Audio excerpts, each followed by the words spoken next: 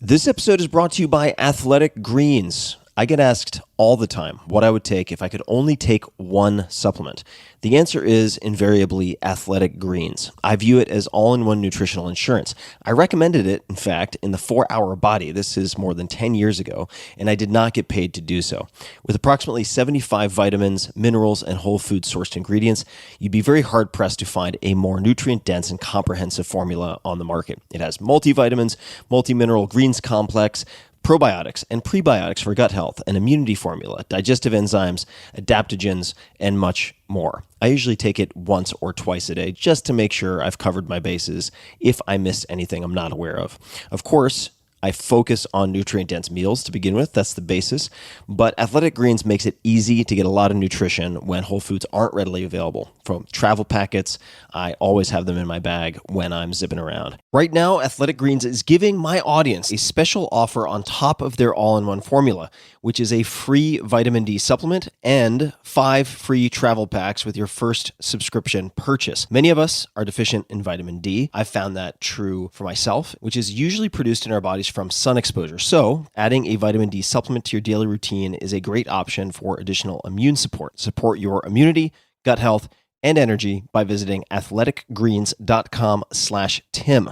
You'll receive up to a year's supply of vitamin D and 5 free travel packs with your subscription. Again, that's athleticgreens.com/Tim.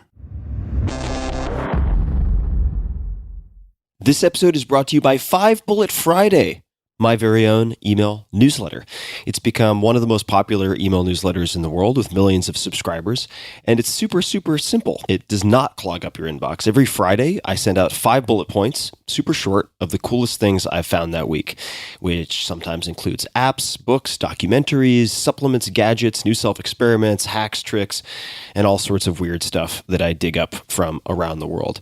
You guys, podcast listeners and book readers, have asked me for something short and action-packed for a very long time, because after all, the podcast, the books, they can be quite long. And that's why I created 5 Bullet Friday. It's become one of my favorite things I do every week. It's free. It's always going to be free. And you can learn more at tim.blog/Friday. That's tim.blog/Friday. I get asked a lot how I meet my guests for the podcast, some of the most amazing people I've ever interacted with. And a little known fact, I've met probably 25% of them because they first subscribed to 5 Bullet Friday. So you'll be in good company. It's a lot of fun. 5 Bullet Friday is only available if you subscribe via email. I do not publish the content on the blog or anywhere else. Also, if I'm doing small in-person meetups, offering early access to startups, beta testing, special deals, or anything else that's very limited, I share it first with 5 Bullet Friday subscribers. So check it out, tim.blog/Friday. If you listen to this podcast, it's very likely that you'd dig it a lot, and you can, of course, easily subscribe anytime. So easy peasy. Again, that's tim.blog/Friday. And thanks for checking it out. If the spirit moves you. Optimal minimal. At this altitude, I can run flat out for a half mile before my hands start shaking. Can I answer your personal question? Now would seem an appropriate time. What if I did the opposite? I'm a cybernetic organism, living tissue over a metal endoskeleton. Tim Ferriss Show. Hello, ladies and germs. This is Tim Ferriss, and welcome to another episode of The Tim Ferriss Show, where it is my job each episode to deconstruct world-class performers of all different types, from entertainment to sports, chess, military, and everything in between, to tease out the habits, routines, thought processes, decision-making processes that you can use and test yourself. This episode, we have a very, very special treat, and I will say in advance, we cover some very, very deep, hard, and also sensitive material in this episode. For some people who listen to this, it will be, I think, the most important podcast episode you ever listen to. And that has nothing to do with me. It has everything to do with the stories and lessons of Debbie Millman. At Debbie Millman on Twitter and elsewhere, you can say hello, is, quote, one of the most influential designers working today, end quote, by Graphic Design USA. She is also the founder and host of Design Matters, which is the world's first and longest running podcast about design. She's interviewed nearly 300 design luminaries and cultural commentators, including Massimo Vignelli, Milton Glaser, with an S, and remember that name, he will come back. Her artwork has been exhibited around the world. She's designed everything from wrapping paper to beach towels, greeting cards to playing cards, notebooks to t-shirts. And if you've heard of, say, Star Wars, well, she worked on the merchandising. Burger King, the redesign. Hershey's, Tropicana. At one point, if you walked into any given grocery store or, say, supermarket, anything like that, she had a hand in about 20% of everything you might see or touch. She is the president emeritus of AIGA, one of 5 women to hold that position in the organization's 100-year history. She has 6 books that she has authored. And in 2009, Debbie co-founded with Stephen Heller the world's first master's program in branding at the School of Visual Arts in New York City, where I've spent some time. Now in its 8th year, the program has achieved international acclaim. We cover a lot. We cover facing rejection, overcoming personal and professional crises of faith. And this is one of the most powerful conversations that I've ever had on this podcast. So without further ado, please enjoy and think hard on, reflect on this conversation with Debbie Millman. Debbie, welcome to the show. Thank you, Tim. It's really wonderful to be here. I have wanted to interview you on numerous occasions now over the last few years, so I'm thrilled that we are finally doing this, point number 1. And I thought I would start with a question that for someone like yourself who has explored so many different things in so many different formats, when someone asks you, what do you do? Let's say you meet someone at a party. They say, what do you do? What is your answer to that? That's a tough question. What do I say? Well, now I say that I'm a designer. And sometimes if I'm feeling wordy, I'll say that I'm a designer and a writer and a podcaster. And sometimes people look at me like, huh? Like, huh? Too many hyphens. What does that mean? Exactly. I found when I was working at Sterling Brands, which I did for over 2 decades, I had resolved to just saying when I was filling out what I did on passport applications and things like that, I used to say executive, and that made sense. Now, executive's a great catch-all. You can use executive is a great catch-all. For a long time on Twitter, I had Debbie Millman is a girl until enough people said, Debbie, you've really got to change that. And then I did. Oh, the internet. Well, you could put anything there, and I think about 10% of the people who come across it will be outraged for one reason or another. Oh, yes. I found that the very things that delight and excite some people are the same exact things that outrage others. It's really hard to please everybody all the time. Yeah, I think that if you try to please all the people all the time, you'll just end up displeasing yourself all the time. That's the only guaranteed outcome there. Oh, Tim, I learned that the hard way. Well, I want to talk about so many things, Debbie, but let's start with, and for those people wondering, I always ask my guests beforehand, are there any particular, say, prompts for stories that we could explore that might be fun to dig into? And one of them was drawing you did when 8 years old. And so I know nothing about this, and I just want to start there since it seems to make sense to begin at the beginning. Well, I have a somewhat of a pack rat mentality. I keep things. I'm a sentimentalist at heart, and I like to keep things from all different stages of my life. And I have boxes of journals and drawings and all sorts of report cards, and you name it, I have it. Well, apparently I got this trait from my mother, who a couple of years ago did what a lot of good old Jews do. She moved from Queens, New York to Florida. The Great Migration. Yes. And before she moved, she unloaded several boxes of ephemera of mine that she had kept unbeknownst to me. And I went through everything quite gingerly. It was all sort of folded up very neatly and very tidily, and came across an illustration that I did when I was about 8 years old. And after I admired my handiwork, because I thought, wow, 8 years old, I was like rocking the drawings, I realized that this particular drawing had predicted my whole life. And so I will I will try to explain this drawing as best as I can. And for some backstory, I am a native New Yorker. I was born in Brooklyn. When I was about 2 years old, my parents took me to Howard Beach, Queens. I moved there before there were any sidewalks. That will give you a little bit of a sense of how old I am. I lived there until I was in the middle of the third grade, and we moved to Staten Island. And I lived on Staten Island until I was in the fifth grade, end of fifth grade. My parents got divorced. My mom took my brother and I, he's 2.5 years younger than I am, to Long Island.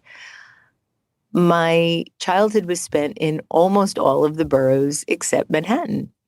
And for some reason, I had I guess, a sense of what Manhattan looked like and felt like, probably from television. And at 8 years old, I drew a picture of the streets of Manhattan. I'm a little girl, I'm walking along with my mother. My mother, by the way, is wearing a very popular Barbie outfit of the time, an outfit called Tangerine Dream, which I really loved. I put her in that outfit. And despite not having a lot of time on the streets or any time on the streets of Manhattan, I drew it in quite good detail. There were buildings and buses and taxis, and I labeled everything. I labeled the cleaners, cleaners, and I labeled the bank, bank, and I labeled the taxi, taxi. In the middle of the street, there is a delivery truck, and I not only labeled the delivery truck, I also drew the sign on the delivery truck, and the sign was Lay's potato chips. I drew the logo at 8 years old. And when I saw this drawing, I realized that I had predicted my whole life. I'm a native New Yorker now living in Manhattan. I've been living in Manhattan for 33 years. I go to the bank, I go to the cleaners, I take lots of taxis, lots of buses. And at the time I found this drawing, I was drawing logos for a living. And had I known that it would have been that easy just to follow that drawing, I would have saved decades of experiments in failure and rejection. So this is fascinating to me for a number of reasons. I've had a few guests on the podcast. Chris Sacca would be another example, is an investor. And he, at some point, wrote in a journal. Well, I think it was one of these composition notebooks with the sort of modeled black and white zebra/camouflage covers. Oh, I love those. What he would be when he was 40 years old. And he must have done this when he was 10 or 12, something like that. And he found it in his parents' garage later, around the age of 42 or something like that. And it also predicted effectively exactly what he would be doing. But it was lost in the slipstream. And he took this very meandering, in some ways odd, seemingly fractured path to come right back to where he started, in a sense. Did you then, it sounds like you didn't follow that plan that was so neatly summarized in this picture, because there are folks out there who say, when I was 5, I knew I always wanted to be X. But what was or should I say, when did you figure out that you wanted to actually do what was in that drawing on some level, that you wanted to be a designer? I actually never set out to be a designer. I thought that I was going to be a journalist. The only thing that I knew for sure when I was in college was that when I graduated, I wanted to live in Manhattan. At that point, I had not ever lived in Manhattan, and that was my big dream. And I came to Manhattan the summer of 1983. I often say that was the summer of David Bowie's Modern Love and the Police's Synchronicity. I saw both concerts that summer. I moved into a sublet apartment with a friend that had also recently graduated. She had found a sublet on the corner of Hudson and Perry Streets in the Village. I didn't know it at the time, but moving into an apartment on the intersection of Hudson and Perry was almost as if I was entering the movie Gidget Goes to Manhattan. I didn't know where I was going. It was quite serendipitous. My friend Jay found the apartment for us. Unfortunately, that wonderful summer turned out rather unfortunate because the woman who Jay and I were subletting from was, rather than paying the rent with the rent money that she was getting from us, was keeping it and not paying the rent. So at the end of the summer, we all got evicted. And Surprise. yeah, I ended up appealing to the landlord to please help me find someplace else to live because I really didn't have any place else to go. And he ended up being able to rent me another one of the apartments he had in another building he owned on 16th Street, which was a fourth floor tenement walk up, a railroad flat that I couldn't afford on my own, and ended up living with a couple, my roommates were a couple. Because it was a railroad flat, I had to walk through the apartment, which meant through their bedroom to get to mine, which often meant I was stuck on one side or the other, depending on What was their going on? nocturnal habits or afternoon delight, depending on, what they were doing. And lived there for about 5 years before I ended up moving back into the village for a short period of time. So that was the one thing I knew that I wanted, to live in Manhattan. I did not know that I could be a designer, that I would be a designer, and or that design was even a discipline until my senior year of college. I had worked my way up to be the editor of the arts and features section of the student newspaper at SUNY Albany, where I went to school, and realized very quickly that as much as I loved assigning articles and coming up with themes for this section of the newspaper, I was endlessly fascinated by putting the paper together, by designing the paper. And thus a baby designer was born. I took all of one class in design while I was in college and really learned almost everything I knew at that time working in the newsroom, putting the paper together. Everything was done old school, layout, paste up, CompuGraphic machines, stat cameras. And then when I graduated, was both doing freelance editorial and freelance layout and paste up for the first couple of years of my career. When did you start at the student newspaper? Was that something you started at the very beginning and followed throughout your, I guess, undergrad experience? Interesting and perceptive question, Tim. I wanted to write for the student newspaper. I think the very first issue I saw when I got to SUNY Albany freshman year, and went up to the student newspaper, which was on the third floor of the campus center, and approached the editor at the time and asked if I could be a writer, or offered my services, volunteered my services. And he looked at me and asked me if I had any clips. And I was like, I didn't say what I was thinking, but like, hair clips? I mean, I didn't know what he was talking about. And I didn't have anything, and I didn't know what to do. And I was embarrassed and humiliated and ashamed, and sort of scurried away and didn't go back until my junior year. I was so intimidated by the talent and the work that was coming out of that newsroom. And it was, at the time, and very well may still be, one of the best student newspapers in the country. And it came out twice a week, Tuesdays and Fridays. And I was just enamored with this newspaper. And I fantasized about writing really pithy, erudite letters to the editor-in-chief that would then get published in the letters to the editor section. And they would realize what a great writer I was, and then invite me to be a reporter. And I'd sort of walk around like Rosalind Russell with a pencil behind my ear and my heels click-clacking in the newsroom. And of course, that never happened. I never wrote one letter to the editor. And for some reason, and I guess an aberrant moment of courage, I went back up to the newsroom my second semester junior year, and there was a women's uprising at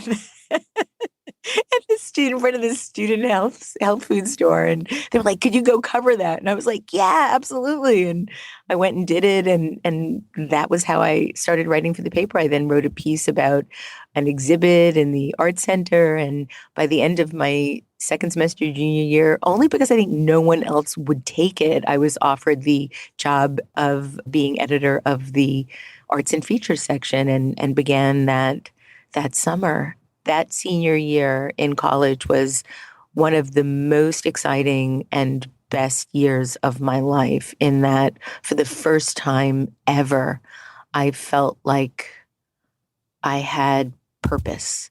Suddenly working on this paper, I felt like I was part of something bigger than myself. I felt like I had some reason for being, and I loved learning about design. I loved being able to work with writers, and I felt for the first time in my life really excited about something. I want to talk about that aberrant moment of courage and dig into that a bit. So you were rejected from, or maybe you rejected yourself, or both, initially when you approached the paper. Then years later, you have this aberrant moment of courage. What precipitated that? Was there a conversation, a realization? You watched a movie? What triggered that? Do you remember? I actually don't. I wish that I did. It would make for a much better story and certainly a better interview. But what I can tell you is that all these years later, I have noticed a pattern in my life of being very easily hurt by an initial reaction or an initial rejection, so much so that it thwarts any other attempt at making something like that happen for a very long time. I am extremely sensitive, and any rejection sort of takes me off of that path for quite a long time. It takes me a while to recover. Could you give any examples of that? I would say my entire life. I can give you 43 examples. Get comfortable, Tim. I'm definitely settling in with my water. I'm ready to go. Well, there I was rejected that first year of college. Took me then 3 years to go back again. I might have been feeling confident about something else that had gone well in my life and thought, what the heck? Why not go back and try? And then took those steps up to the campus center and went back up to the third floor and asked again. I am somebody that has a very hard time taking no for an answer, but it takes me a long time to recalibrate and get my courage back to continue to keep trying. And when I graduated, because I had such a hard time finding a job initially that I really loved, and because I was having so much trouble figuring out what I wanted to do with my life, I kept bouncing around from opportunity to opportunity. And every time I would try something new and would ultimately get rejected, I used that first rejection almost as a permission slip to avoid having to try again. So when I graduated, I started working at a couple of different newspapers. I'm not magazines. I worked for a cable magazine and I worked for a rock magazine doing layout and paste up and some editing. And at the time thought, oh, I'm really enjoying this, but I don't really feel qualified to be doing this. Maybe I should go back to school and get a master's degree in journalism. And I lived in the neighborhood of a very good journalism school, the Columbia School of Journalism. And my dad had gone to Columbia and studied pharmacy. And I thought, why not apply to the Columbia School of Journalism? But that was the only school I applied to. I thought, I want to consider getting a master's degree in journalism. There are a lot of good journalism schools in New York City, but for some reason I had my heart set on this one school. I didn't get in. I got rejected and abandoned my hopes or dream of going to get a master's degree in journalism. Shortly thereafter, because I also am a painter, I had been accepted into a show at Long Island University, the Brooklyn campus, and got some good reviews and thought, maybe I should become an artist. I love doing this. I'm getting some good response from it, but I don't feel qualified or educated enough. Maybe I should get an advanced degree in art. And I applied to the Whitney School. The Whitney Museum of Art had an independent study program that would allow me to continue working during the day. I applied for that. I had really good references, wonderful clips at that point, some good reviews, and got rejected to that and then abandoned that dream. And so it's been a long history of making an attempt, getting that early rejection, retreating, and then finally sort of licking my wounds, sort of knitting my confidence or hopes and dreams together, and then trying to do something else or trying again. So a few questions. The first is, what would you have, or what would you say to your college self after that first rejection at the newspaper? Or what advice would you give someone who had the near identical experience and was hardwired the same way?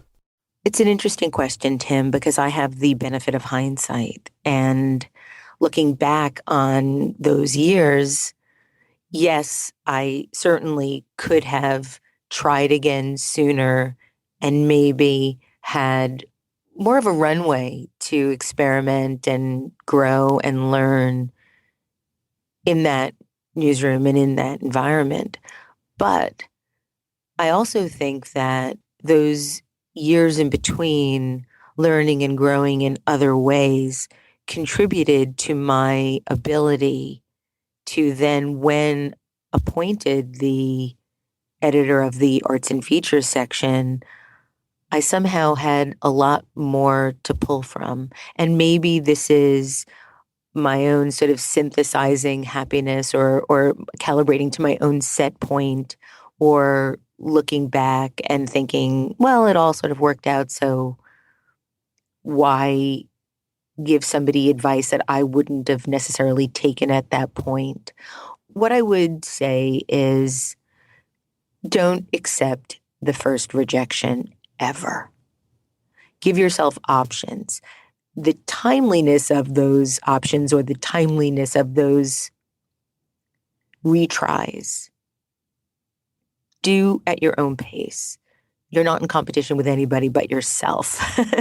So if you are rejected to something that you want, then think about what it is that caused that rejection and work to better understand how you can present your best possible self when you try again.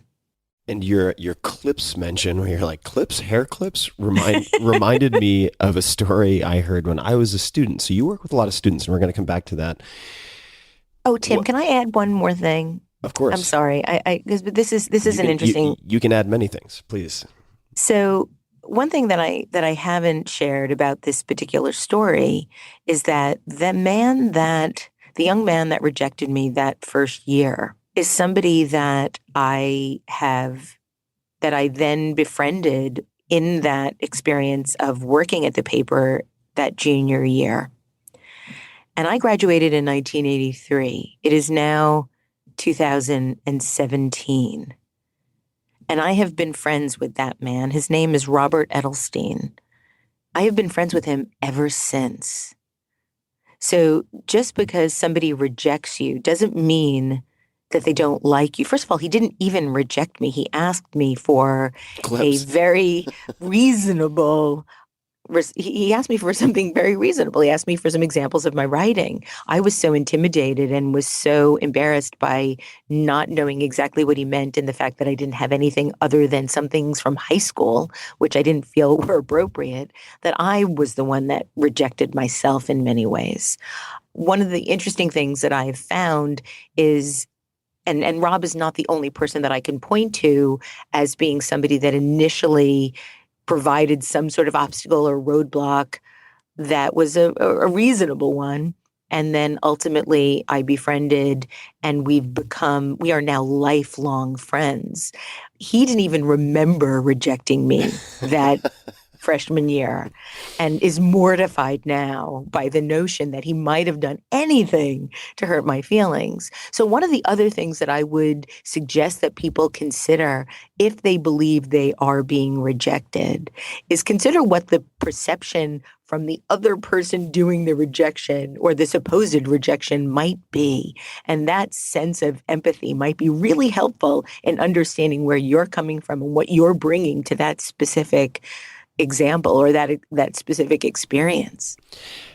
I'd like to underscore this because it's such an important point. And I, in some respects, like you, have been very sensitive. I still am in some respects very sensitive. And my particular brand of that, or my particular type of response, is to feel some type of sense of injustice. And and so I will get rejected. And looking back at what I see as a rejection, either when I did this perhaps 10 years ago, I looked at a number of instances where I felt like I'd been rejected via email and so on, that it wasn't a rejection for all time. It was a not now.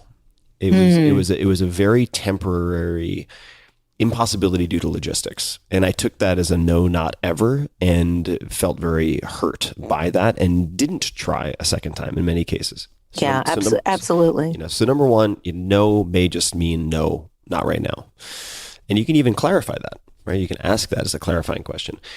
Number two is that at some point someone said to me, and this doesn't apply to your particular instance, but don't ascribe to malice what can be explained by incompetence. And that didn't cover it all for me though, but it really made a profound impact on me when I was told this, because I would read email with inserting, if I were doing an audiobook of the other person's voice, some type of really angry or upset person.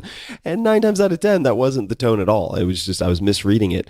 So I started to assume for myself, don't ascribe to malice what can be explained by incompetence or just busyness. The person is busy. If they send you a really short response to your mini novella of an email, it doesn't mean that they think you're worthless or not worth their time. It could just mean that they have 10 times more to do than you do. And it's sometimes hard to have that perspective when particularly you're starting out and you're a bit fragile and you're on wobbly legs, and you send this huge outpouring of your emotion to someone you respect, and then they respond with, sorry, kid, not right now. And you're like, really? That's it? And then, I'm not going to name names, but there's someone who now I'm very close friends with, extremely well-respected writer.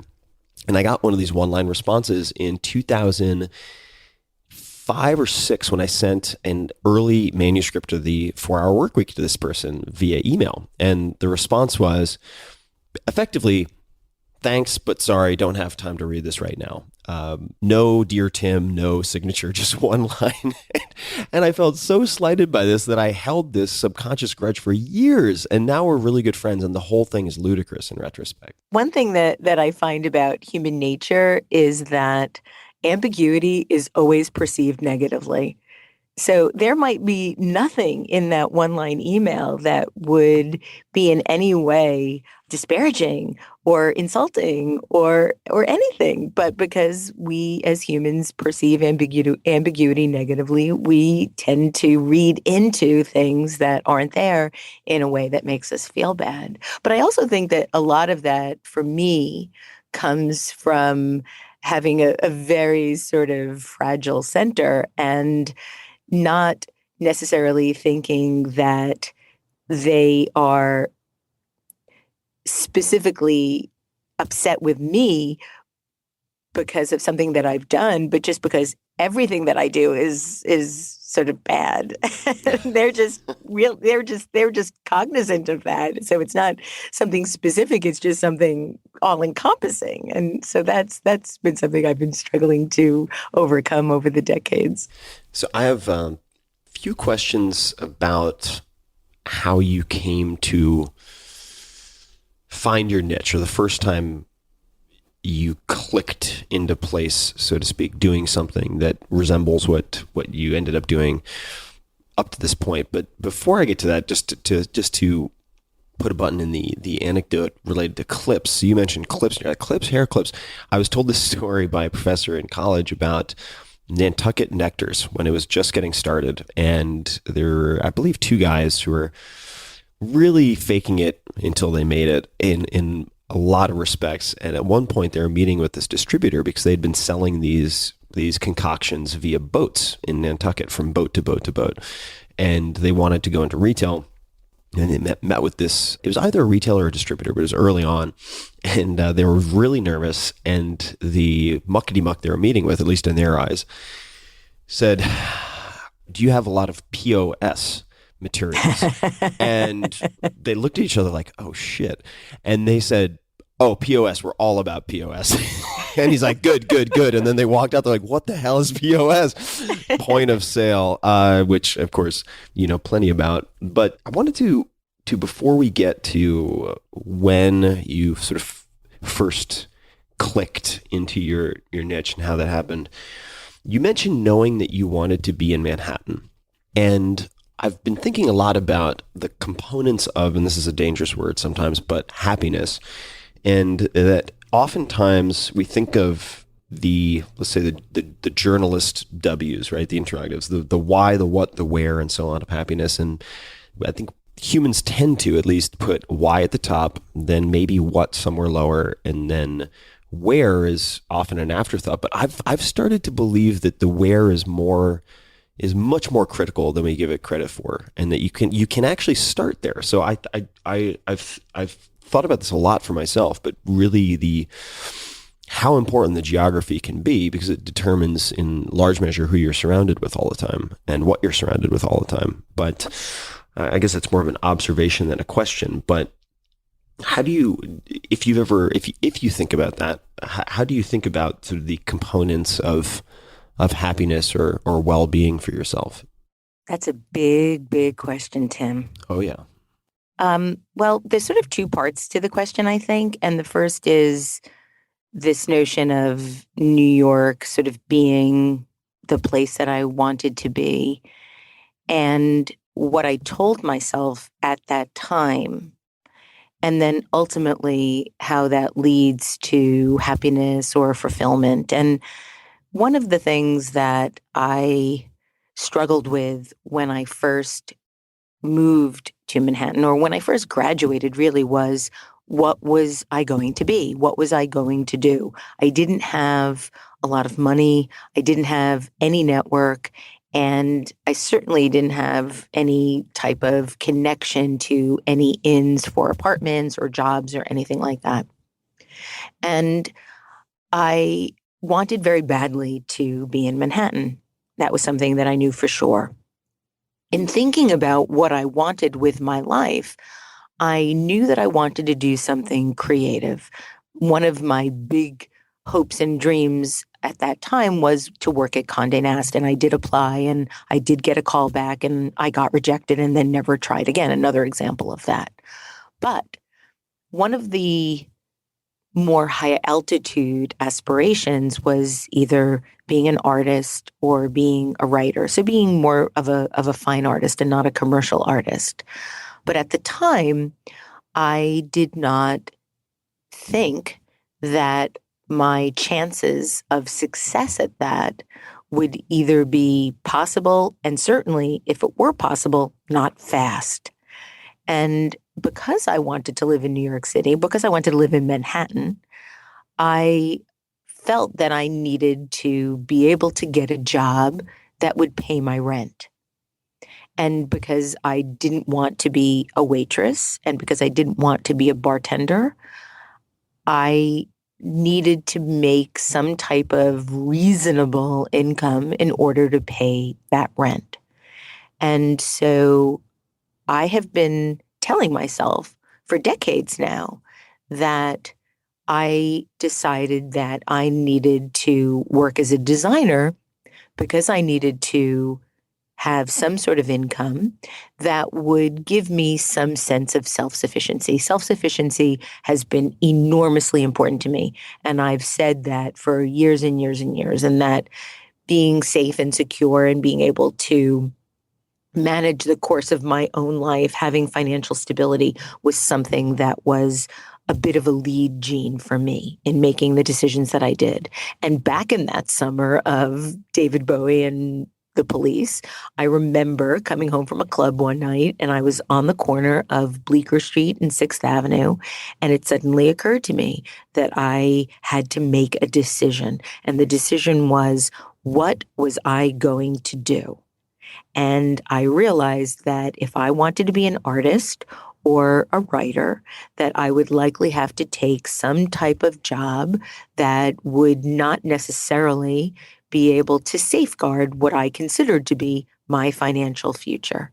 And therefore, made this little pact with myself in my head that I would become a designer, so that I could make enough money to be able to be secure. And I've been telling myself that for decades. What I realized in the last couple of years was that I was, unbeknownst to my psyche, my consciousness, I was lying to myself. I was absolutely positively lying to myself, because more than the self-sufficiency was the desire to be in Manhattan. I could have easily become, or more easily, become an artist or a fine artist or a writer if I didn't want to live in the most expensive city in the world. I could have gone and lived with my mother in Queens. I could have lived with friends in Albany. I could have had 7 roommates in a little commune in Bed-Stuy.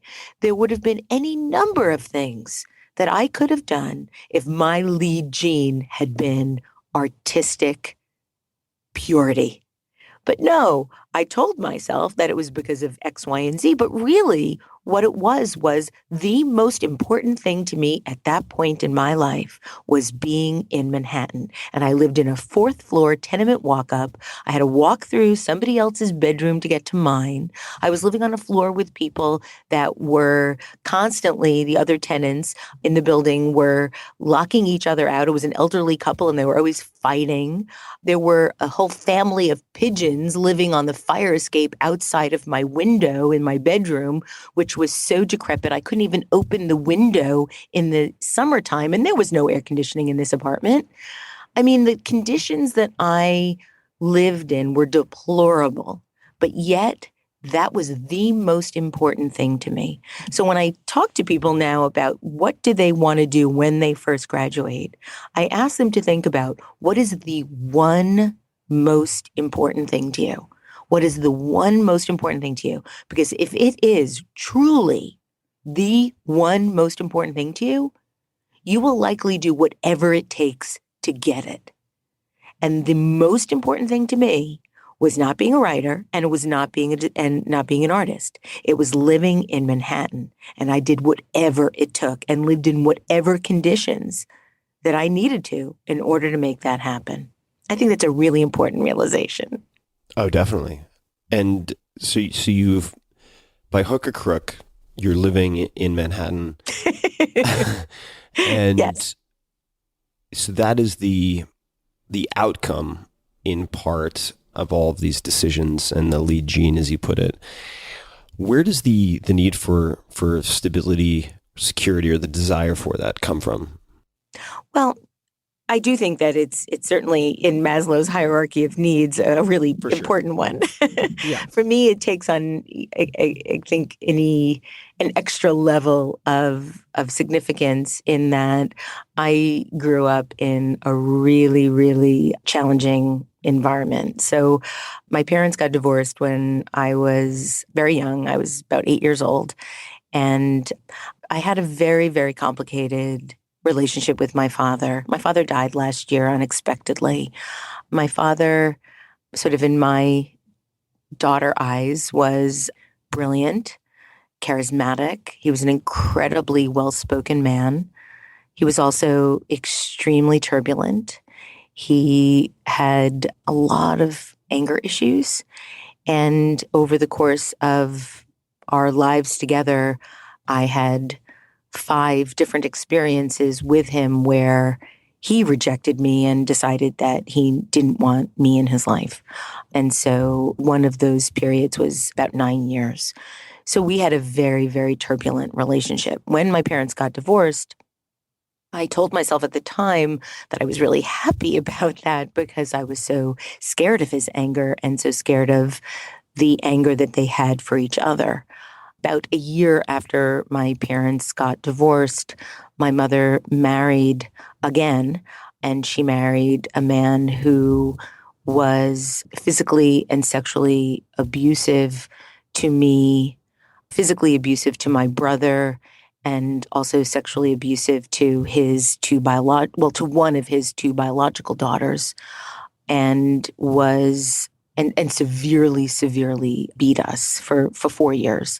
During that time was one of the times, the first time actually, that I was estranged from my biological father. And so I had a lot of brutality in my life. And after they got divorced, I was 13. My father came back into my life. My mother then got involved with another man who was 10 years younger than her, so therefore only 10 years older than me, and was also, I guess I'll put it, sexually provocative with me and also emotionally abusive. So for the first 18 years of my life, I lived in a state of constant terror and compensated or self-soothed, but with art, with a lot of extracurricular activities in school. I was always an overachiever, probably in an effort to prove to myself and to my family that I wasn't worthy of the abuse that was being inflicted on me. I wanted so much more for my life, even back then, and grew up thinking that if I had the resources to take care of myself, that I would never allow anything bad to happen to me. Not quite a realistic expectation, but was something that I felt was possible to do. Of course, it's not. That takes decades to also figure out.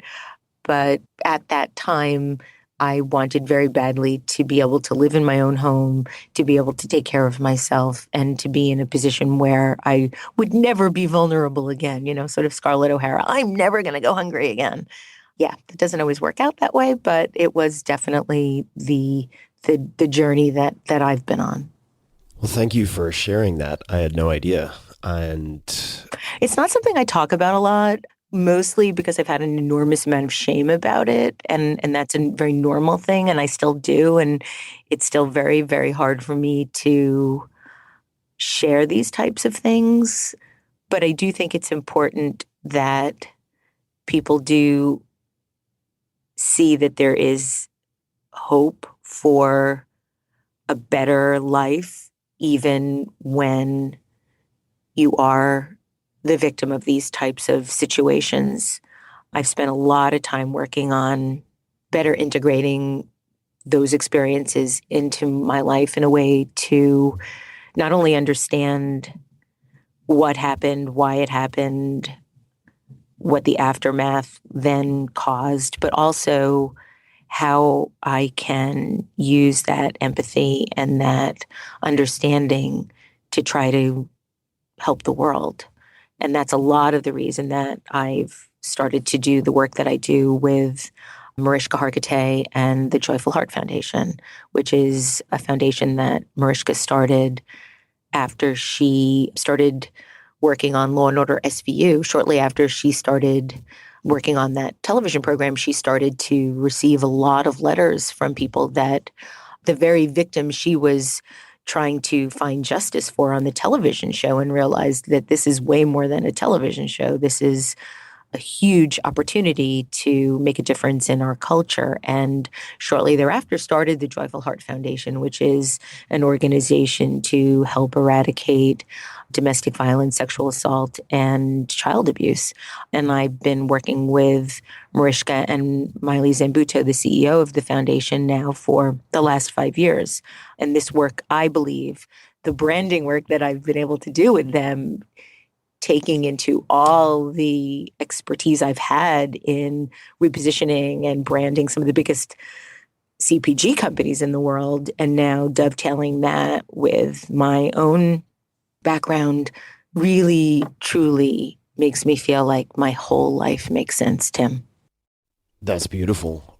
And I'm really glad you're talking about this, because I can imagine a very different experience, but I've had my own battles with darkness of different types, and it's very easy to believe that you are alone or isolated, or that things will never change. And I'm sure there are people listening who have had similar experiences to yours who have never talked about them, or have never found a way to perhaps integrate or reconcile them. And this might be an incredible catalyst for them. I would love to ask, if you're open to talking about it for yourself, have you found any particular avenues or types of work to be particularly helpful to you of course, the work that you're doing with the Joyful Heart Foundation. But apart from that, are there any particular types of exercises or work or anything really that has helped you to be more at peace with your experience? I think that the work that I've done in therapy has saved my life. I have always been really dedicated to my therapy and have been in therapy with the same analyst now for over 2 decades. What type of therapy is that, if you don't mind me asking? I know very little about. She is the person who I work with is a PhD. She was very involved in the psychoanalytic community in New York City. She's now living in Santa Fe.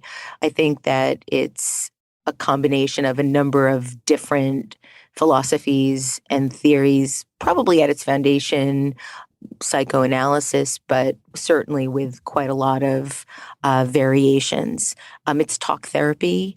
I started back in the early 90s, 5 days a week, and then moved down to 3 days. And now I'm usually 2 to 3 days.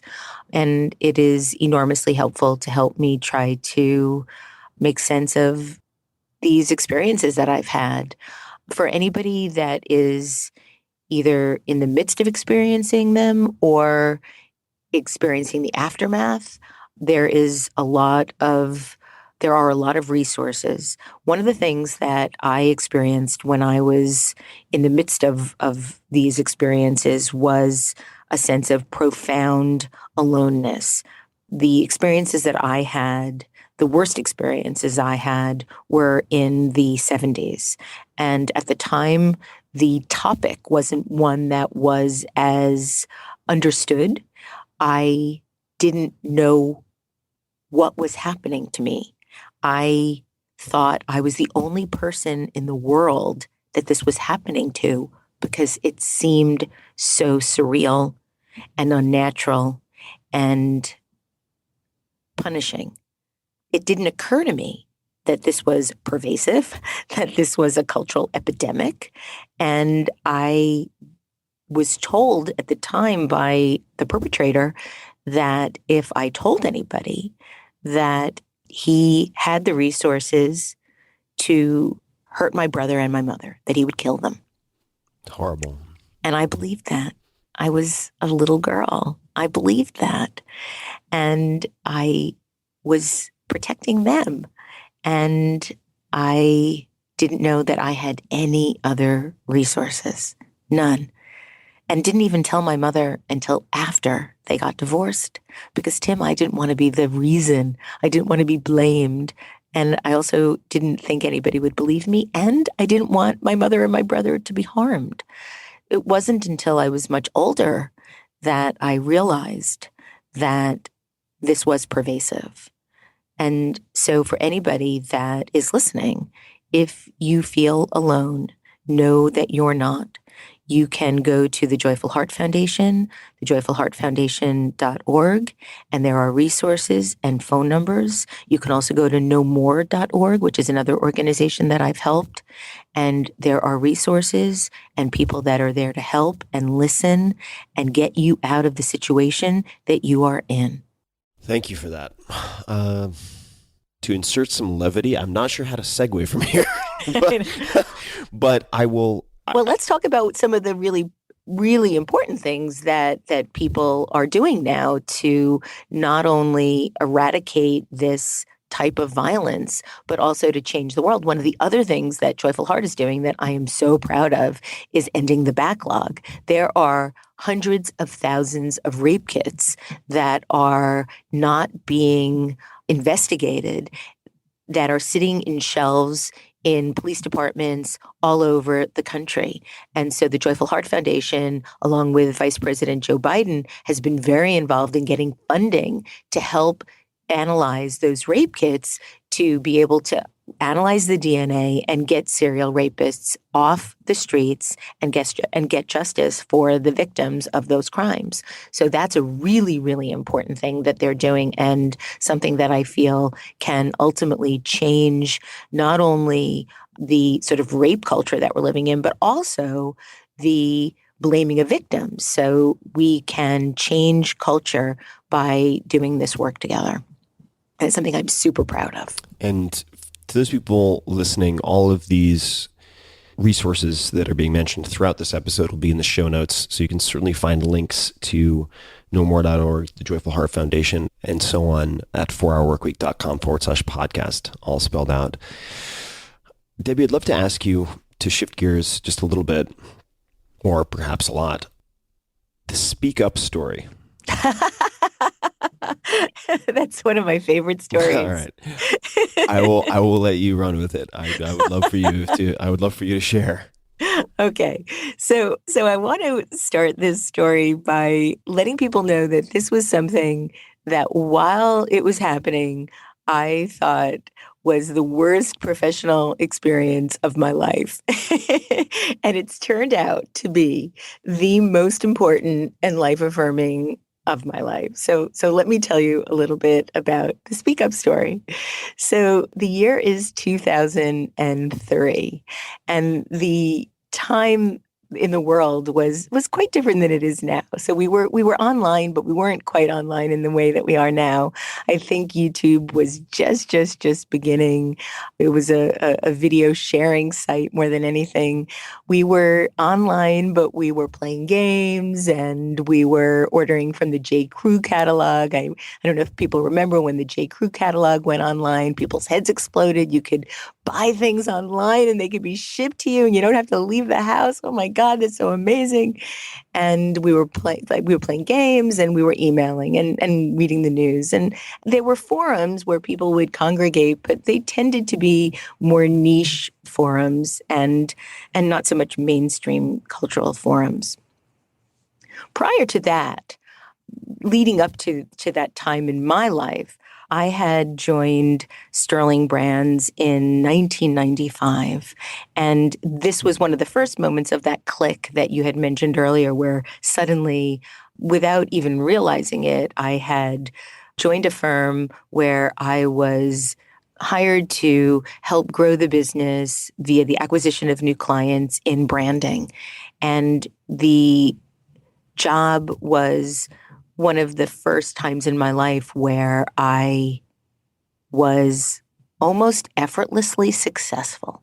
I think because of my early childhood in my father's pharmacy, being surrounded by brands, and my own sort of obsession with things like Lay's potato chips. I was going to say Lay's potato chips. Yeah, exactly. I had this almost magical ability to understand why and how people chose the objects that they did to be part of their lives, mostly the brands that they chose.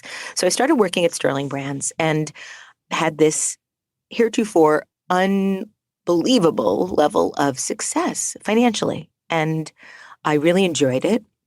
I am also endlessly fascinated by the choices people make for the objects in their lives, what they choose to surround themselves with, the kinds of things they buy and share and eat and wear and so forth.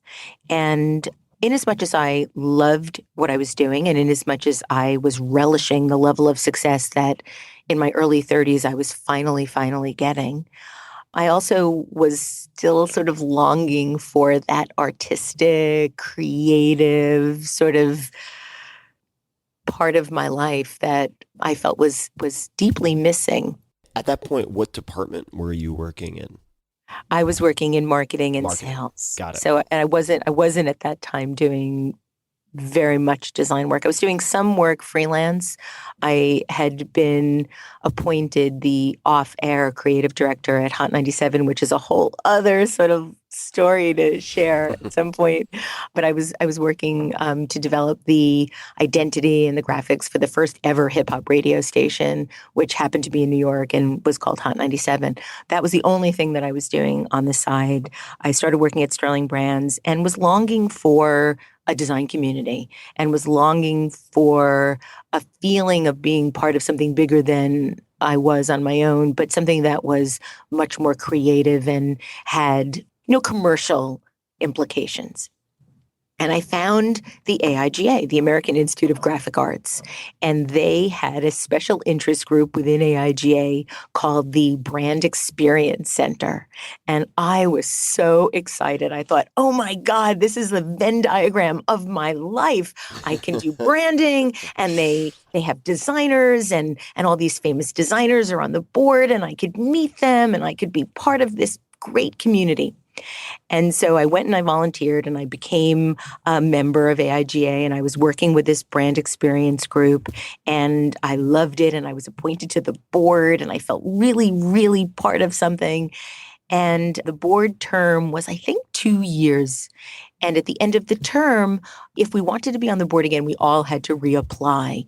And in that 2 years, I was very active. I went to all the meetings, and we weren't funded by AIGA. We had to self-fund. And so I made cupcakes for bake sales, and we had a flea market. And I was very, very involved in the sort of day-to-day runnings of this little special interest group. At the end of the 2 years, we all had to reapply if we wanted to be on the board again. And every single person reapplied.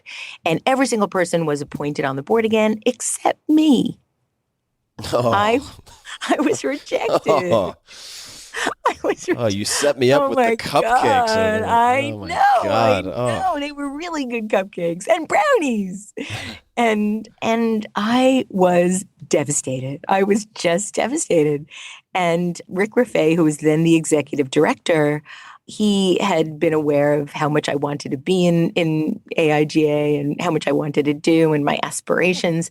And I think he felt really bad for me. He asked me if I wanted to have lunch, and he took me to a very expensive lunch at 11 Madison. And over the course of lunch, it was super wonderful and generous of him. Over the course of lunch, he said, please, please don't give up on AIGA. We need people like you, and don't give up. We'll find a place for you, I promise. And I guess as a bit of a consolation prize, he asked me if I would be a judge in the upcoming annual competition that AIGA had called 365. And he asked me if I wanted to be a judge in the package design category. This, to me, was almost worth being kicked to the curb by this special interest group of the Brand Experience Center. This was like the biggest honor of my career at that point. To be a judge in the country's biggest design competition was unfathomable to me. It felt like a miracle. And so I went to the judging, and there were 2 other judges with me. We had 700 entries that we needed to look at in one day. And when I got to the judging at AIGA headquarters, I met with the other 2 jurors. One was a very well-known designer who had a bit of a boutique agency, very posh. She was very stylish. I did not feel nearly as stylish. Another guy was there from Apple, and this was shortly after the iPod had been released, and he was on his iPod the whole time and really didn't spend a lot of time paying attention to the judging. In any case, this other juror, what a dick. Yeah. Anyway. The other juror. Sorry, guy. I don't know. Yeah. The other juror looks at me when I get there, and she's like, just so you know, I don't intend to have any mass market packaging in this competition get an award. Wow. And I was like, oh, okay. And I didn't agree with that. I mean, I understandably I was working at a CPG package design firm, and we had recently designed the Burger King logo and the Star Wars Episode 2 Attack of the Clones packaging and merchandising and the Hershey bar. And so, I was coming from a completely different point of view. We ended up disagreeing so vehemently that at one point I thought we were going to actually come to fisticuffs, but was this behind the scenes, or is this while you're on the panel? This is while we're on the panel, and there's somebody that's trailing us writing notes for an article that's going to appear in the annual. It was mortifying.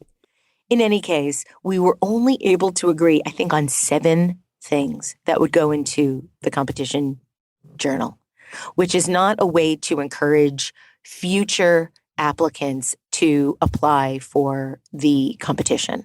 So AIGA was not particularly happy with us. This juror of mine, the fellow juror, hated me. And I felt at the end of that day that I would never, ever be asked to do anything with AIGA ever again. And I remember walking back to my office, which was at the Empire State Building at the time. It was sort of dusk, and I felt like, oh, this is never, ever going to work out. And resigned myself to that. Rick asked for some work of mine to be included in the journal as evidence of my credentials for being a juror. And the 2 biggest projects that I had done at the time were the Burger King identity and the Star Wars identity. And so I sent those in as my credentials. They were printed in the journal, and that was the end of that. Or so I thought. May 2nd, 2003. I get a link from a friend of mine. She sends me an email and she's like, read this in the privacy of your own home, preferably with a big drink. And Oh boy, what a setup. I know, right? And I am not one that likes surprises or anticipation. I need instant gratification. So I don't wait to go home. I don't wait to get a drink. I click into the link at my desk in my office and come to a letter, an open letter to AIGA written by a designer named Felix Sockwell on this thing called Speak Up. And Speak Up was one of the first weblogs and the first design blog. And the letter chastises AIGA for including me, Debbie Millman, as a juror in their annual competition, what is supposed to be the most prestigious competition in the country, and accused me of not only being a corporate clown, but also because of the work I do, they called me a she-devil. A she-devil. Wow. And proceeded to take my entire career down. And it was a pile-on. So not only was the open letter quite harsh, but then there was the pile-on of comments that happened in the early days of blogging. Remember that? Oh yes. So I'm so glad that hateful comments are a thing of the past. But yes, oh yes, intimately Twitter, familiar. right? And I'm reading this, and my jaw is agape, and I am just in a state of catatonia. I couldn't move. I was ashamed, embarrassed, terrified that people in my office would see it, that the reputation of the firm was being sullied by me. And I didn't know what to do. I was despondent. I remember walking home from work that day, crying, thinking that I had to quit. I had to leave the design business, and my career was over. This career that I had finally found for myself was now officially over. And I honestly did not know what to do, Tim. I felt like if I wrote in that it would seem defensive, that it would bring more attention to this story. I felt that if I didn't write in, that I would be missing an opportunity to at least contribute to the conversation with a point of view that might be different than theirs. I didn't know what to do. And looking back on it now, I'm actually really ashamed of what I did because it was disingenuous. But at the time, it was the only thing that I felt I could do.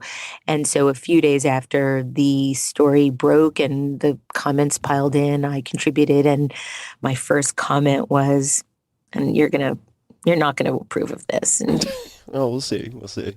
I wrote, what a cool discussion. I love it. I'm sorry. I'm so sorry. The book Cool Girl had not come out at that time, but had it been out, I would have said, that's what I was trying to be. I was trying to be the cool girl. Nothing matters. I can eat 5 chili dogs and I don't gain weight, Yeah, I'm quoting the book. So yeah, I came in and that's what I said, but I ended up having the best possible back and forth I could muster. I tried to talk about how we had constructed the Burger King logo and the amount of testing we had done around the world and how consumers really seemed to like it and who were they to sort of declare that it wasn't worthy. And I tried to be as open and as defenseless as possible. And ultimately, they continued to pile on some more insults and made fun of the practice that I had. And then a couple of people weighed in otherwise. And the final comment was from a man named David Weinberg, who I've since become friends with as well, who at the time worked at Landor and wrote Landor, what is Landor is one of the world's biggest and most respected brand consultancies, started by Walter Landor about 80 or 90 years ago. And he wrote in, let's see what Felix could do with that Burger King logo, and great work over there at Sterling. And that was sort of the end of that conversation. Nobody else came in with another comment. And what I thought was over really wasn't, because Felix is he was the original writer of this open letter, Felix Ockwell, the illustrator and designer. Got it. And then I thought it was over. I thought it had ended with some sort of a compromise in viewpoints. But to my chagrin, the writers at Speak Up kept writing about me. And the next article was called, "Is the Dark Side Prevailing?" So subtle. Very subtle. At that point, Tim, I was obsessed. I was going to this site 15, 20 times a day, constantly refreshing, seeing what they were writing about me, and finally gave up and went to my IT person and said, "Put parental controls on my computer at work. I don't want to be able to see this site." And he did. Sometimes you need a helpful pair of handcuffs. Yeah. Well said. But I'd still, I'd go home and look, but whatever. A couple of weeks later, the founder of Speak Up, a young man about 23 years old named Armin Witt, reached out to me. He wrote me an email and he apologized. He didn't apologize for calling my work a pair of turds, which is what he did. I didn't realize turds came in pairs. Shows what I know. Youth. But he apologized for the bullying and for the unprofessional way in which the conversation ensued, as opposed to, he made it very clear that he still thought my work was a pair of turds, but he didn't feel that it was right the way that I had been spoken to. And I took a lot of care in responding to him. I accepted his apology. But at the time, I was really fascinated by this whole blogging thing. It was really interesting to me, this sort of real-time communication, holding people accountable. And I wrote him this sort of diatribe about it. And he responded and said, "Well, would you like to write for the site?" And I was like, whoa, didn't expect that one. So I said yes. And I started writing for Speak Up. And the Darth Vader column. Well, what was so interesting about the experience, Tim, was that the sort of what the Speak Uppers were calling the precious design world, the AIGA world, they had already rejected me. And now the renegades, the anti-AIGA contingent, they were rejecting me. So at that moment, I actually felt like the most hated woman in graphic design. Masterless samurai. Where to? Exactly. So what happened after that was really surreal. And this is why I say that what felt like at the time in May of 2003 to be the lowest point of my professional career actually became the catalyst upon which everything else has been built. And so I started writing for Speak Up. And all of a sudden, I started to have that sense of what I had been originally searching for in my efforts with Speak Up. I felt like I was part of something bigger than myself. I felt like I was part of this sort of renegade group of misfits that were trying to change the world through graphic design, criticism, and online conversations. We all decided that year in the fall of 2003 that we were going to go as a group of sort of guerrilla Speak Up writers to the upcoming upcoming AIGA annual conference in Vancouver. And we were going to give out this little brochure that Armin had put together called Stop Being Sheep, which was a riff on the great typographer Eric Spiekerman's book, Stop Stealing Sheep, which is about letter spacing. Thin slicing here to the very best of our ability. And so we went with this little brochure en route to the conference. And so these people then ended up accepting you? The people who had previously vilified you? The people that had previously vilified me not only accepted me, but over the years, Armin and his wife, Bryony, and I have become such good friends that I am now the godmother to their eldest daughter. Wow. So sort of similar to that Robert Edelstein story back when I was in college, where he rejected me, or what I thought was a rejection of me, then ultimately became one of my lifelong friendships. And now Armin and Bryony are also family at this point. Family. Amazing. So It is amazing. I interrupted though. You're en route So with this group of heretics and a pile of brochures or pamphlets. Right, because brochures change the world, you know that. And I'm sitting next to people that are also, there was at that time one direct flight from New York to Vancouver. The flight is filled with design luminaries, Michael Beyruth and Paula Scher. And I'm sitting next to a woman who is beautiful and elegant, and I'm wearing sweatpants and carrying a bag of McDonald's breakfast, and the only people that like the way McDonald's breakfast smell are the people eating it, not the people smelling it. So True fact. That's I don't know why I didn't think that I would see people that I knew on this flight. In any case. So I start talking to this woman next to me, and turns out she's going to the conference as well. I ask her what she does. She says she's a writer at print magazine. I tell her about Speak Up. She's all interested in what we're doing. I tell her that we're having this get together, this party over the course of the conference. I'd like to invite her. She gives me a card. Without looking at it, I put it into my bag. We talk through a couple hours, and then we go off and do our own thing with, whatever else we were doing on the flight. When I get to my room in Vancouver, I take her card out of my bag, and I see that she's the editor-in-chief, Joyce Rutter Kay. I invite her to the party. She comes, and we start a correspondence. I harbored this hope that maybe I could write for print magazine one day. And a couple of months later, she writes me and asks me if I want to participate in something she's putting together for the upcoming HOW conference the next year in San Diego. And at the time, reality TV had just sort of burgeoned into culture. And there was a very popular TV show called Iron Chef about cooking in real time and the audience voting. And she wanted to do a riff on that called Ironic Chef, where 3 designers would create work on stage in real time and the audience would vote. This to me sounded like the definition of hell. And just to clarify for people, print magazine is actually called print.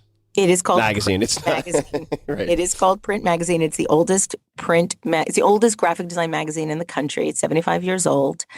It has won, I think, 5 National Design Awards, General Excellence Awards not National Design Awards, I'm sorry, Magazine Awards, which is the highest honor, an Effie, I believe it's called, that a magazine can win. And it's a remarkable magazine. And I had this dream of someday writing something for it. So Ironic Chef. Yes, Ironic Chef. Debbie Millman's personal version of hell. Yeah. And I'm afraid to say no. I feel like if I say no, I'm never going to be offered an opportunity to do anything with Joyce again. So I say yes, and I'm further humiliated when I get to San Diego, when I realize that I have to wear a chef's outfit on stage. There are pictures of this, by the way. I'm not lying or exaggerating. So I go through with this. I am on stage with the MC, Steve Heller, who I had never met. Steve Heller is one of the world's foremost design critics. He was the art director of the New York Times Book Review for 30 years. He started numerous programs at the School of Visual Arts, graduate programs, and he's written about 170 books about design and graphic designers. he is the judge. I am terribly intimidated because he is Steve Heller, one of the greatest people that has ever lived. And there are three of us. I come in second, which is not terrible. I don't win, but I don't lose. And in another aberrant moment of courage, I asked Steve, because he was nice to me that day, if he'd want to have lunch in New York City when we were back. He lived in New York City as well. He agrees. We go to lunch. I was so intimidated. I had a cheat sheet that I'd prepared of topics in which I could discuss with Steve. I wrote it on a paper napkin, put it in my lap, and I could refer to it if I choked and knew not what to say next. In any case, I had some book ideas. Steve told me they were both bad. I went away a little bit discouraged, but still happy that I had met him. And he told me that I'd get a book just to be patient. 4 months later, a publisher calls at the recommendation of Stephen Heller with a book that he had turned down. They had wanted him to write with the horrific title, How to Think Like a Great Graphic Designer. Once again, I think if I don't say yes to this, I'm never going to be asked for anything again. And I take on this book. But I asked them if I could do it in a different way because I didn't believe that there was just one way for a great graphic designer to think. There were myriad ways. And could I interview great graphic designers and reveal how they think? They agreed, and that became my first book. In the meantime, Joyce Rutter Kay, the editor of Print Magazine, reaches out and asks me if I'd like to write a review about Wally Olin's then upcoming book on branding. I agree. I write my first piece for Print Magazine that year, and I've written for every single issue since. Wow. 13 years later, 2 years ago, I was appointed the editorial and creative director of Print Magazine. Well, it seems like those brochures did play a role. Yep. And that's just the start of it, Tim. If it weren't for Speak Up and that story, I was then contacted by a fledgling internet radio network called Voice America in 2004, shortly after a piece that Mark Kingsley and I wrote about election graphics that kind of went viral. And they wanted me to host a show about branding. I was worried that if I said no, I'd never get another opportunity again, and asked if I could sort of do it about branding, but maybe do it more about design, and pitch this idea to them about Design Matters, a radio network show. They said yes. Just when I was beginning to think, ooh, I might get rich from this, they told me that I needed to pay them for the airtime. Surprise. Another surprise. But I was really excited about this. And at that time, everything I was doing was very commercially driven, and felt that this would be a way for me to talk about graphic design and engage with people in a way that had no commercial value whatsoever. It was just all about how to satisfy sort of our souls, our creative souls. And that's how Design Matters was born. My podcast was born on this sort of Wayne's World-esque internet radio network called Voice America. I did the show for 4 years on Voice America, paid them for 4 years to do it, and then brought the show to Design Observer. Bill Drentel, the late, great Bill Drentel, the founder of Design Observer, invited me to bring the show over to Design Observer in 2009 with the proviso that I improve my sound quality. I was doing my show with two handsets. Like you ever, have a conversation with two people on the same phone line in your house, and you're on different handsets in different parts of the house, and the echo and all of that. Oh, yeah. Those were my early shows, but I had no idea what I was doing. There was no podcast when I started. I started to upload my show to iTunes just for the kick of it, just to be able to share it. And now, 12 years later, 3 weeks, I'm going to have my 12th anniversary of Design Matters. Amazing. We won a Cooper Hewitt National Design Award in 2009. The end of 2015, iTunes, and you know this because you're always on the list, but after 11 years, iTunes designated it one of the best podcasts on iTunes. And I've transitioned the show from a show about why design matters to a show about how creative people design their lives and the trajectory that people take.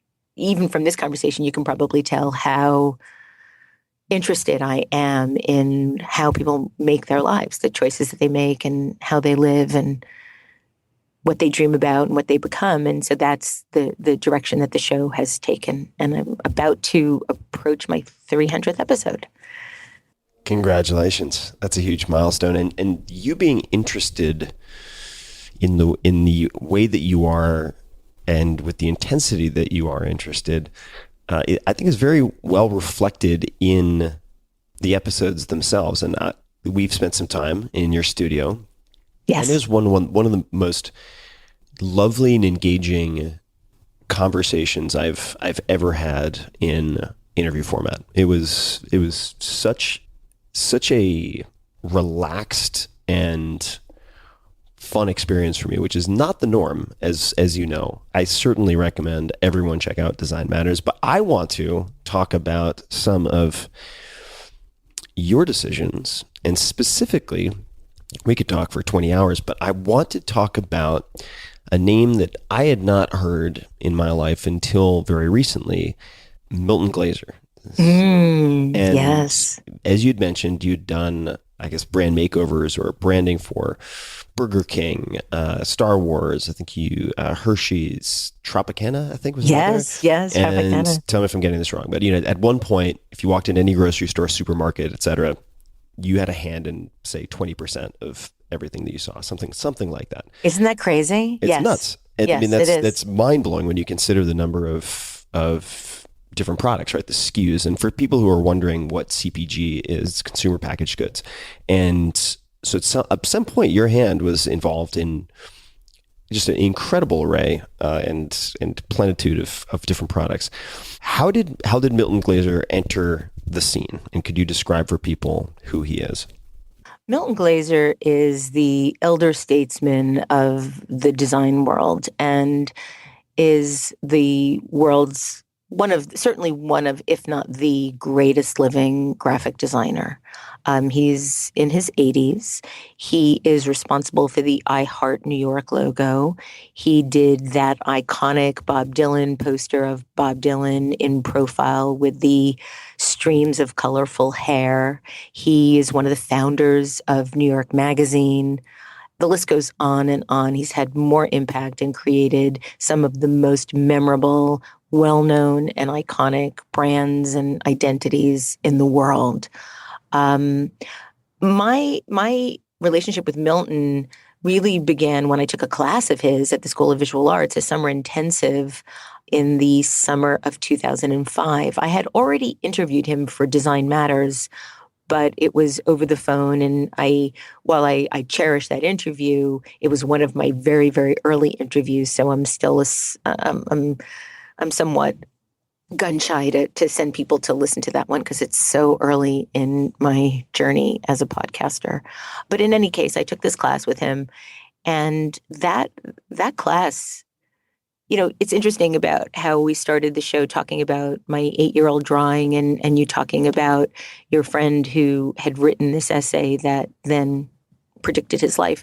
Milton taught this summer intensive, I think, for about 40 or 50 years. And he used to say that it was one of the most important things that he did. He's not teaching it anymore. He had us do an exercise in that class where we had to envision the life that we could have if we pursued everything that we wanted with the certainty that whatever it is that we wanted, we would succeed. And I wrote an essay in July of 2005. It was supposed to be a 5-year plan. And he asked us to dream big and not to edit, and said that it had a bit of a magical quality that he experienced with his students over and over. So to be careful what we wished for. And I created this essay with these long-ranging, far-fetched goals that I can tell you now, 12 years later, have almost all come true. It is spooky. And so that's an exercise I do now with my students. Milton has had one of the most profound impacts on my life, aside from, the profound impact he's had on the world. I feel really, really lucky that I have been a student of his and have gotten to interview him now numerous times and feel that my relationship with him is certainly one of the luckiest things that's ever happened to me. Can you describe the exercise as you do it with your students now? Well, I teach undergrad and graduate classes at the School of Visual Arts. I run a master's in branding program at the School of Visual Arts, which I was given this opportunity via Steve Heller, who I again would not have met had that whole speak up experience not happened. So yet another thing, every single thing that I'm doing now in my life, Tim, stems from that experience. Well, So also just to underscore another theme, he had in some sense you could interpret it as rejected two of your book ideas, even though he was nice to you and took and went out to lunch with you. But now later on down the line, you kept that relationship and lands you at SVA. absolutely. I mean, Steve is one of the most generous and engaging people I have had the privilege of knowing. And I often tease Steve and say that he's my fairy godfather because he's the only person in my life, or maybe one of two people in my life now, that I could say has just been, he has this sort of generosity that is all about, here, take this, do that, make this happen. This is for you. With no strings, no ties, no obligations. It's just pure generosity. And he has done that over and over and over and over again for me since meeting him back in 2004. So the exercise that I do now with my students, because they're quite a bit younger than I was when I was doing this 5-year essay or 5-year plan, I asked them to do a 10-year plan. And so this gives them a chance to really mature into who they are in their 20s and into their early 30s. And it's this 10-year plan for what I call a remarkable life. And it's about imagining what your life could be if you could do anything you wanted without any fear of failure. And they are the most life-affirming essays. They are so full of hope and optimism and well-being and goodness that it gives me a sense that humanity can be saved.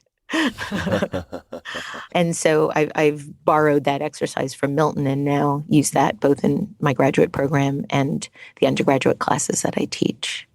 This is going to seem nerdy, but I'm a nerd, so I'll run with it. And that is, do you have any parameters for people at home who might want to try this, or recommendations, ways to start? Is it bullets or is it prose and full No, paragraphs? it's full How does it end? paragraphs. Yeah. Any recommendations for people who would like to give this a stab? So let's say it is winter 2027. What does your life look like? What are you doing? Where are you living? Who are you living with? Do you have pets?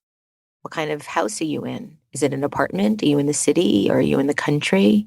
What does your furniture look like? What is your bed like? What are your sheets like? What kind of clothes do you wear? What kind of hair do you have? Tell me about your pets. Tell me about your significant other. Do you have children? Do you have a car? Do you have a boat? Talk about your career. What do you want? What are you reading? What are you making? What excites you? What is your health like? And write this day, this one day, 10 years from now. So one day in the winter of 2027, what does your whole day look like? Start from the minute you wake up, brush your teeth, have your coffee or tea, all the way through till when you tuck yourself in at night. What is that day like for you? Dream big. Dream without any fear. Write it all down. You don't have to share it with anyone other than yourself. Put your whole heart into it. And write like there's no tomorrow. Write like your life depends on it, because it does. And then read it once a year. And see what happens.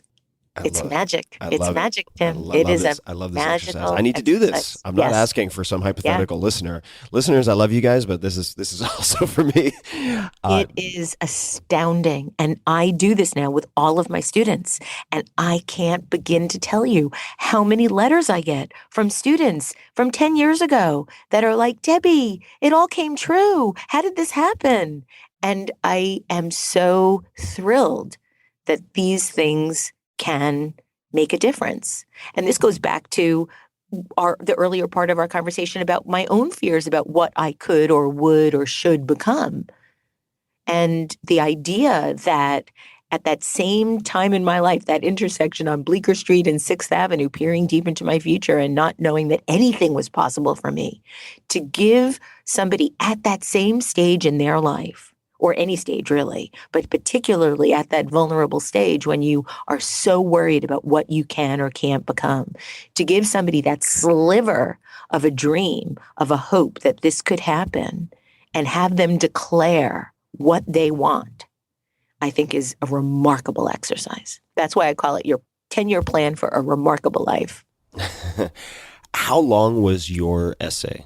And is there any consistency to length? Are there guidelines, or is it as long as it takes? And some are 2 pages, some are 20 pages. Some are 2 pages, some are 20 pages. I think the longer it is, the more likely it is to be affirmed for some reason. I find the more care you put into it, the more care and detail you put in.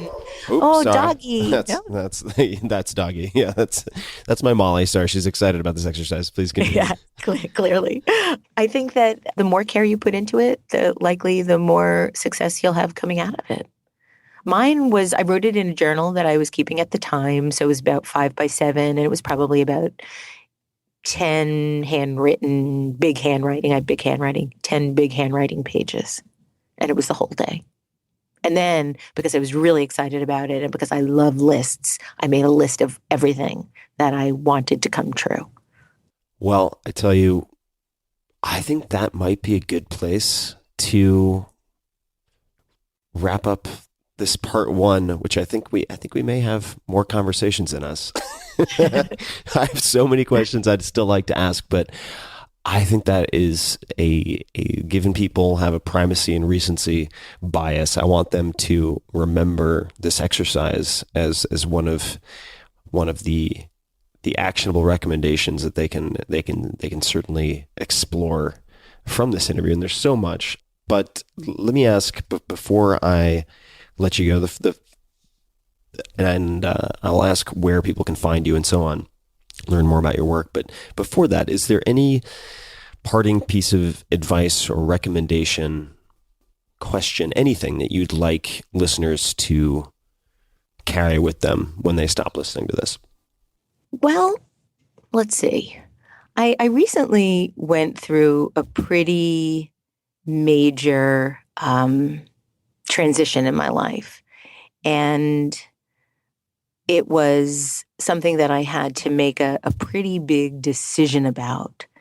And it was a somewhat prolonged, agonizing decision, so much so that my friends and loved ones were no longer listening to my sort of machinations in making the decision, because I thought that I never was going to actually make the decision. And so I can share that because I do think on the other side of that decision now is an important realization that I think can help people.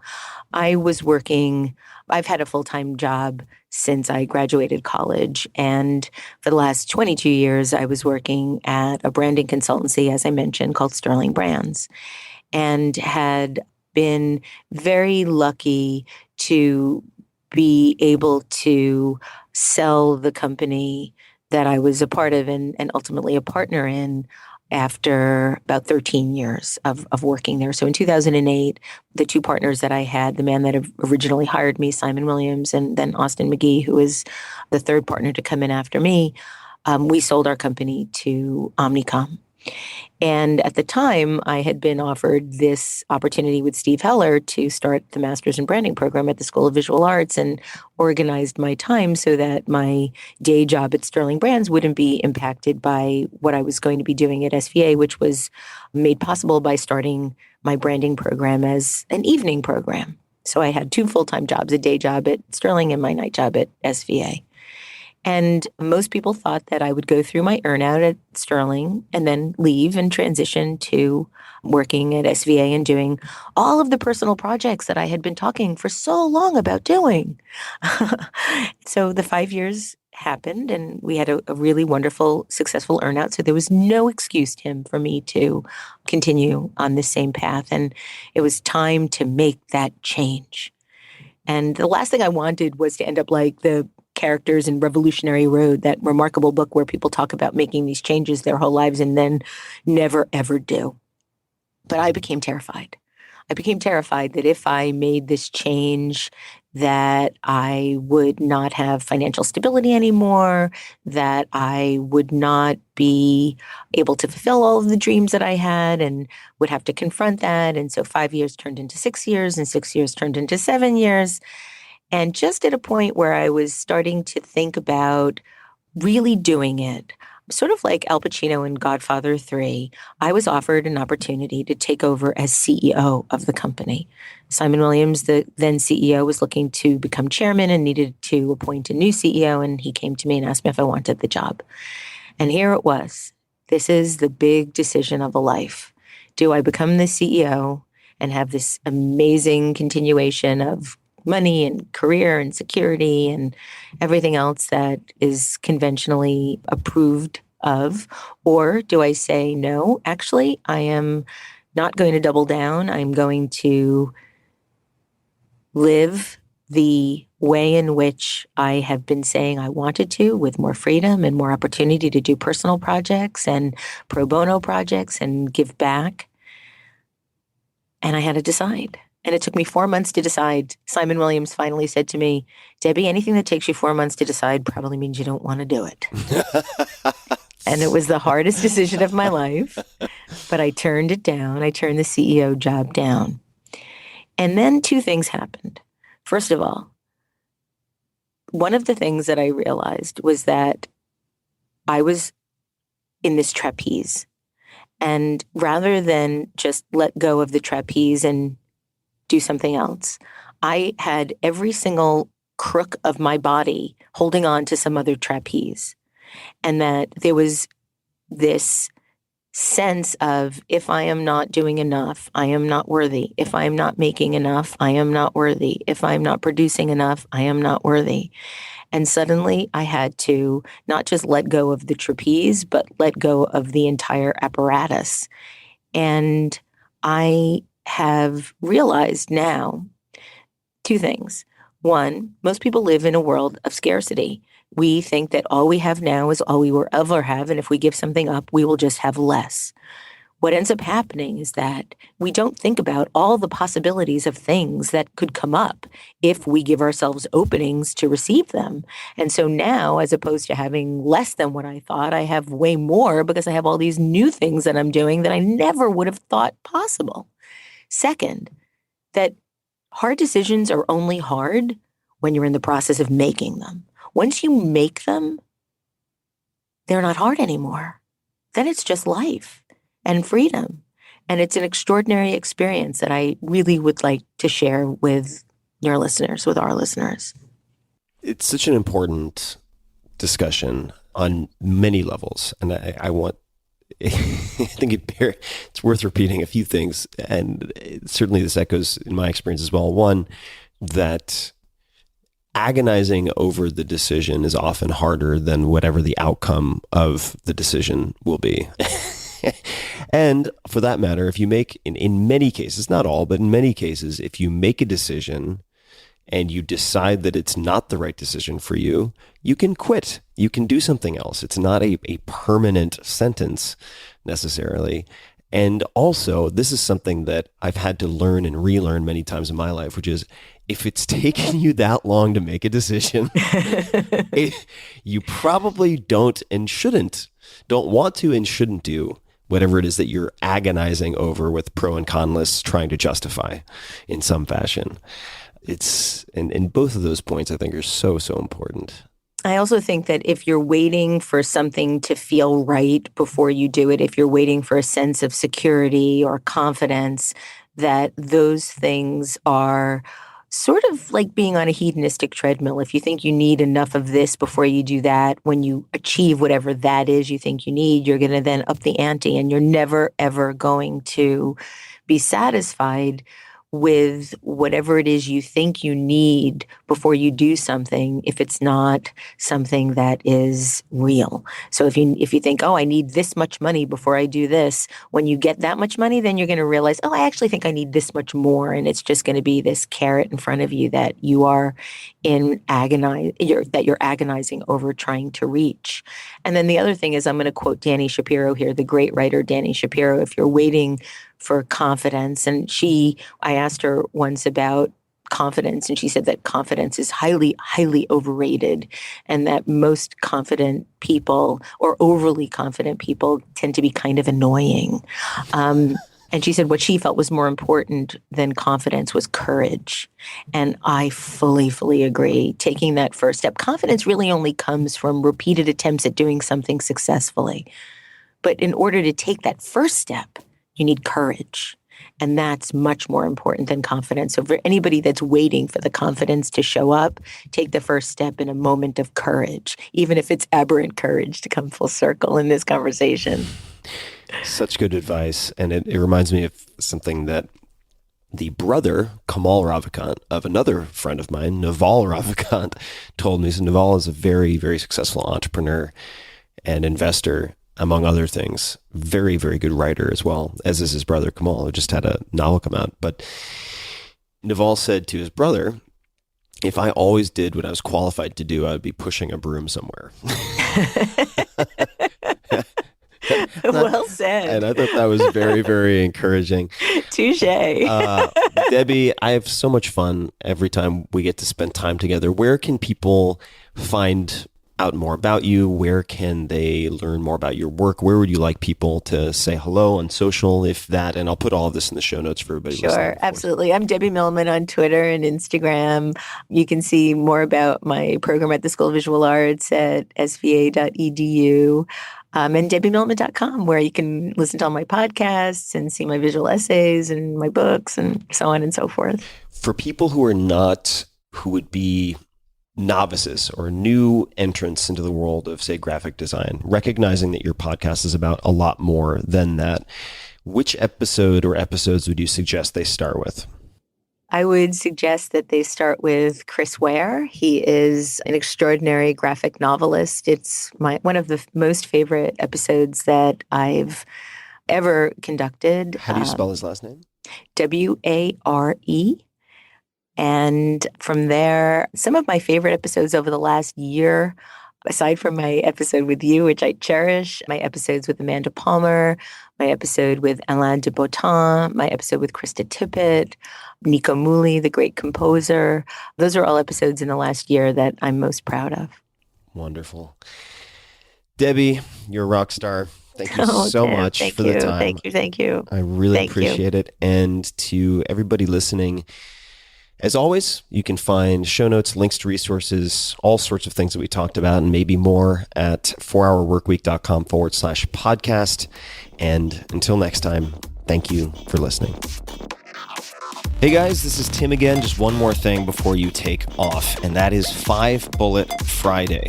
Would you enjoy getting a short email from me every Friday that provides a little fun before the weekend? Between 1.5 and 2 million people subscribe to my free newsletter, my super short newsletter called 5 Bullet Friday. Easy to sign up, easy to cancel.